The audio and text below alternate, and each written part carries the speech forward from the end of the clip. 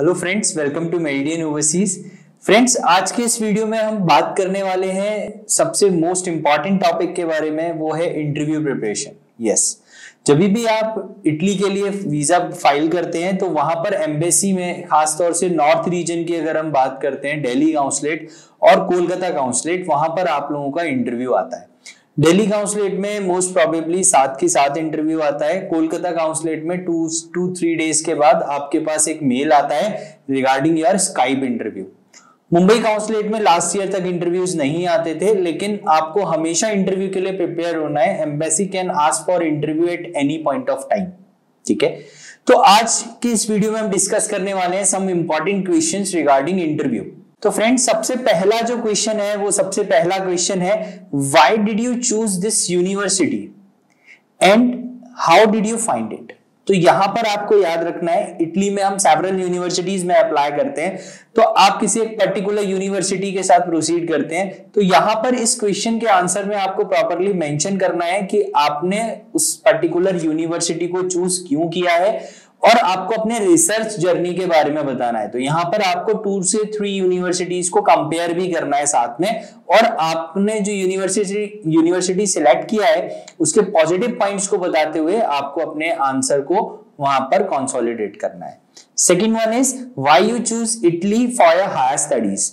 देखिए, यहां पर आपका सबसे इंपॉर्टेंट चीज का आपको ध्यान रखना है कि जब भी आप इटली एजुकेशन के बारे में सोचते हैं तो आपके माइंड में सबसे पहले आता है फ्री एजुकेशन, लेकिन ये चीज आपको इस क्वेश्चन के आंसर में नहीं बोलना है।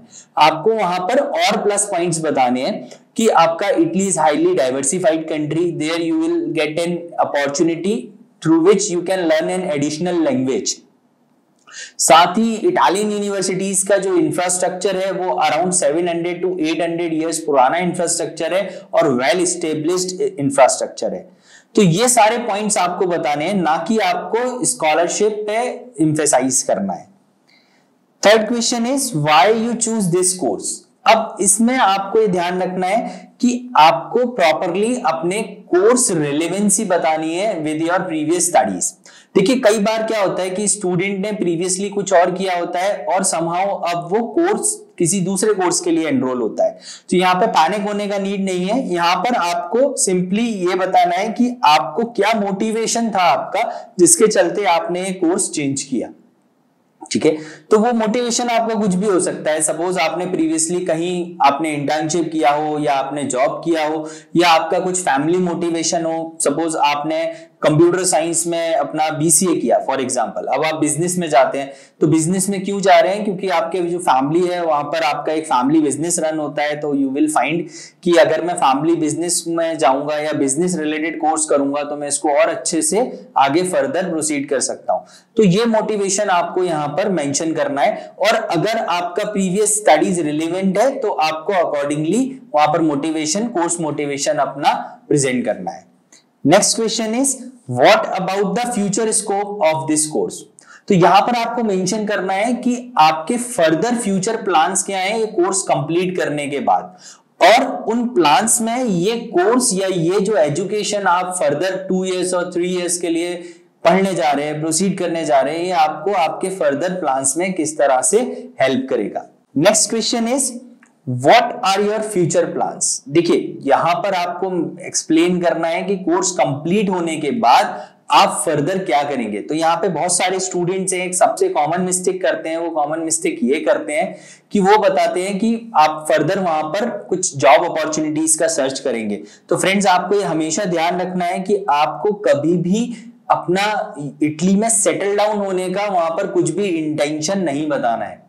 आप जो भी आंसर दें उस आंसर से क्लियरली मेंशन होना चाहिए कि आपका जो प्रॉपर इंटेंशन है वो है कोर्स कंप्लीट करने के बाद आप अपने होम कंट्री में आएंगे और वहां पर जो आपका रिलेटेड बिजनेस है या आप फर्दर जो अपॉर्चुनिटीज हैं वो अपने कंट्री में ही आप सर्च करेंगे। अगर आप वहां पे कहीं भी आपका सेटल डाउन होने का वहां पर अगर आपके आंसर से कहीं भी सेटल डाउन होने का अगर आता है तो आपका वहां पे वीजा रिजेक्शंस के चांसेस रहते हैं, क्योंकि कोई भी कंट्री फर्दर ये नहीं चाहेगी कि कैंडिडेट वहां पे स्टडी के लिए जाए और फिर वहीं पे सेटल डाउन हो जाए। फ्रेंड्स, अब जो अगला सबसे मोस्ट इंपॉर्टेंट क्वेश्चन है वो है where you will be staying in Italy. तो देखिए यहाँ पर जो स्टूडेंट्स होते हैं वो मेनली रिसर्च नहीं करते। आप लोग जब इटली में जाते हैं, वीजा फाइल करते हैं, तो आपको प्रायरली अपना अकोमोडेशन बुक करना होता है।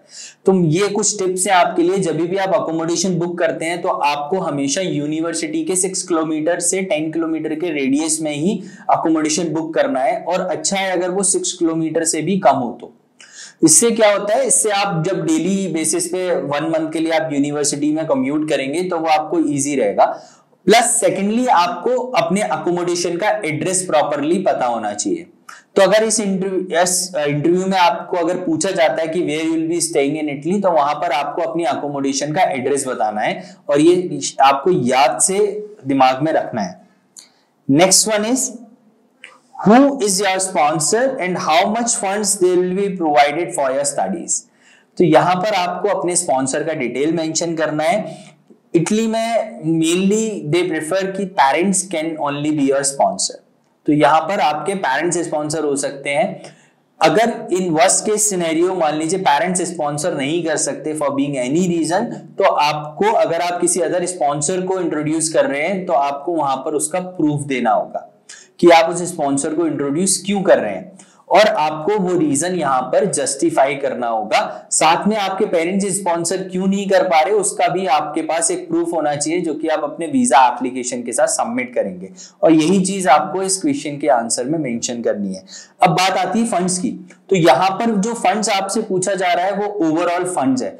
फ्रेंड्स, जब भी फंड्स रिलेटेड क्वेश्चंस आते हैं ना, तो आपको ये ध्यान रखना है कि वो किस फंड की बात कर रहे हैं। अगर वो आपके स्पेसिफिकली ट्यूशन फी रिलेटेड बात कर रहे हैं, तो आपको अपने कोर्स की ट्यूशन फी के बारे में बताना है सिर्फ, और साथ में आपको बताना है कि एडिशनली आप वहां पर जो लिविंग कॉस्ट है that is around 6000 Euros per year, तो आप वहां पर अपना लिविंग कॉस्ट का जो अमाउंट है वो भी आपके स्पॉन्सर ने ऑलरेडी या तो आपके अकाउंट में या अपने अकाउंट में शो किया हुआ है, और वो आपके लिविंग एक्सपेंसेस बियर करने के लिए एनफ है। अगर फर्दर भी कोई रिक्वायरमेंट होती है तो आपके स्पॉन्सर आपको फर्दर भी हेल्प करेंगे।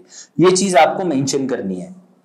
Next question is what is the course commitment date. तो यहां पर आपको ये याद रखना है और ये बताना है वहां पर कि आपका जो कोर्स है वो इटली में कब से स्टार्ट होने वाला है। तो फ्रेंड्स, मेनली जो कोर्सेज हैं वो आपके सितंबर लास्ट और अक्टूबर फर्स्ट वीक में स्टार्ट होते हैं। तो आपको, जब आप यूनिवर्सिटी में प्री एनरोलमेंट करते हैं, तो आपको यूनिवर्सिटीज में के साइड से वेलकम मेल्स आते हैं, तो वहां पर आपका कोर्स कमिटमेंट्स डेट स्टार्ट आपका मेंशन रहता है। अगर ऐसा नहीं है तो आप सेपरेटली यूनिवर्सिटी को मेल करके वीजा फाइलिंग से पहले भी कोर्स कमिटमेंट का डेट आप पता कर सकते हैं। Last question is what will be the total cost of your studies. अब यहां पर आपको आपके स्टडीज की कॉस्ट है, तो आपको अपनी ट्यूशन फी बतानी है। तो यहां पर जो ट्यूशन फी है आपकी, वो ट्यूशन फी वेरी करती है ऑब्वियसली 300 यूरो से 4000, 5000, इवन 6000, 7000 यूरोस भी डिपेंड करता है आपकी यूनिवर्सिटी पे। तो आपको यहाँ पर एक्चुअल फीस बतानी है, आपको वो फीस नहीं बतानी है जो स्कॉलरशिप मिलने के बाद आपको पे करनी है। इट मींस यहाँ पर जो आपकी कोर्स फी है ना, आपको वो बतानी है। आपको रीजनल टैक्सेस नहीं बताने हैं, क्योंकि स्कॉलरशिप मिलने के बाद सिर्फ आपको रीजनल टैक्सेस ही पे करने होते हैं, लेकिन आपको यहाँ पर एक्चुअल जो फीस है वो बतानी है।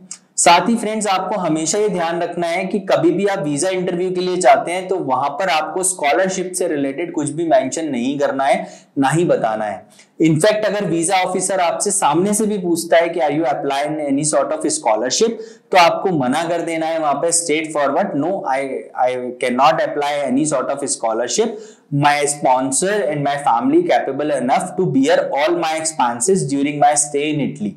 ये आपको मेंशन करना है, क्योंकि अगर आप स्कॉलरशिप का मेंशन कर देंगे तो आपका वीजा रिजेक्शन आएगा, क्योंकि वो जो स्कॉलरशिप है वो नीड बेस्ड स्कॉलरशिप है, और need based scholarship financially week profiles को ही मिलता है। ये आप लोग जानते हैं, आपने स्कॉलरशिप के लिए अप्लाई किया है उन डॉक्यूमेंट्स के साथ, ठीक है। तो फ्रेंड्स, ये थे कुछ क्वेश्चंस आपके जो वीजा इंटरव्यू से रिलेटेड, ये मोस्ट इंपॉर्टेंट क्वेश्चंस हैं। इनके अलावा भी कुछ क्वेश्चंस, बेसिक क्वेश्चंस हो सकते हैं, तो वो आप जब अपने इंटरव्यू के लिए प्रिपेयर करके जाते हैं, अगर आपने इन 7 to 8 क्वेश्चंस को प्रिपेयर कर लिया, तो आप बाकी जो कॉमन क्वेश्चंस होते हैं उनके आंसर्स आप इजीली दे सकते हैं। तो इंटरव्यू के लिए जब भी आप जाते हैं तो आपको पैनिक होने का नीड नहीं है, बी कॉन्फिडेंट, और आप आपकी जो भी कवर लेटर है, कवर लेटर में आपने जो भी मेंशन किया है आपको वो प्रॉपरली याद होना चाहिए और उसके अकॉर्डिंगली ही आपको आंसर करना है। तो फ्रेंड्स, ऐसे ही वीजा रिलेटेड मोर अपडेट पाने के लिए आप हमारी जो अपकमिंग वीडियोस हैं उनको जरूर से देखिएगा। वहां पर आपको वीजा से रिलेटेड जो भी अपडेट्स हैं वो आपको as soon as possible provide कराए जाएंगे। फर्दर अगर आप अपने एप्लीकेशंस इटली, जर्मनी या किसी भी यूरोपियन कंट्री के लिए प्रोसेस कराना चाहते हैं तो एप्लीकेशंस ऑलरेडी स्टार्ट हो चुके हैं। आप अपने एप्लीकेशन प्रोसीड कराने के लिए हमारे पास application02@meritn.org पे अपने प्रोफाइल शेयर कर सकते हैं। साथ ही अगर आप रिलेटेड कोर्स और यूनिवर्सिटीज के बारे में जानना चाहते हैं तो आप हमारे टोल फ्री नंबर पे अप्रोच कर सकते हैं। ऐसे ही लेटेस्ट इंफॉर्मेशन पाने के लिए हमारे चैनल को सब्सक्राइब करिए, बेल आइकन प्रेस करिए। Thank you.